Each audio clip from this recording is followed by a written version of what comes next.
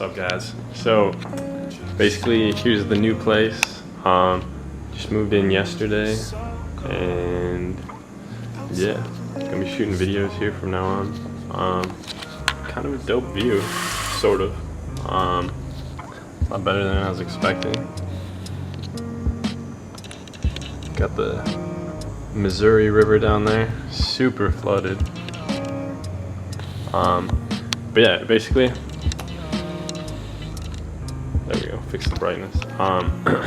But yeah, basically we got not a whole lot set up so far.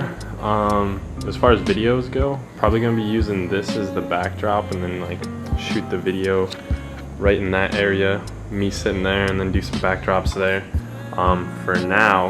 But since I have so much space, actually I need to get more furniture too, and I gotta pick up some more stuff next weekend.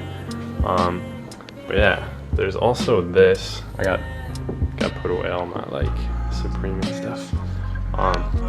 But yeah, I got this set up, and I'm gonna turn this into like a video shooting, editing room, and all the other fun stuff.